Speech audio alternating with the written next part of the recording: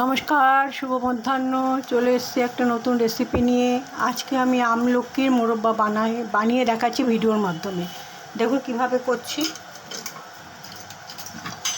প্রথমে আমি এই আমলকি, এখানে 8খানা আমলকি আছে, ছোট ছোট করে কেটে সামান্য একটু নুন দিয়ে বয়েল করে নিয়েছি।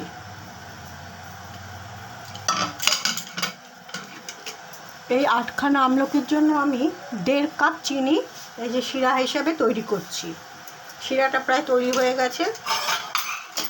এবার আমি এই আমলকিগুলো এর মধ্যে মিশিয়ে দিলাম। এই জলটাকে কিন্তু ফেলবো না।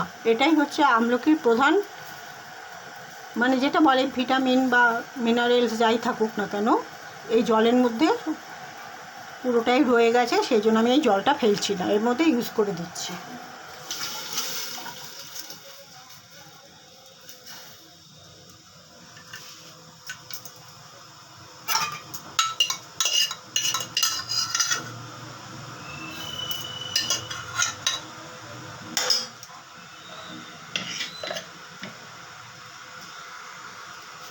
পুরো আমলকিগুলো আমি দিয়ে দিয়েছি।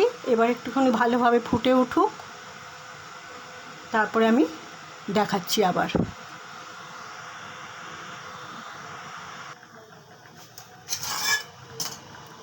আমলকিগুলো শিরার মধ্যে খুব ভালোভাবে ফুটছে, আর একটু ঘনত্ব তৈরি হয়ে গেলেই আমার মোরব্বাটা তৈরি হয়ে যাবে।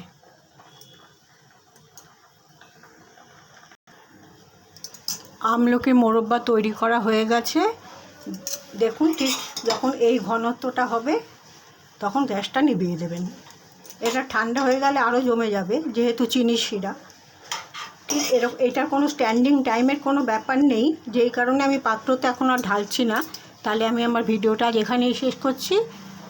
সবাই ভালো থাকবেন। দেখা হবে পরবর্তী একটি ব্লগে বা ভিডিওতে।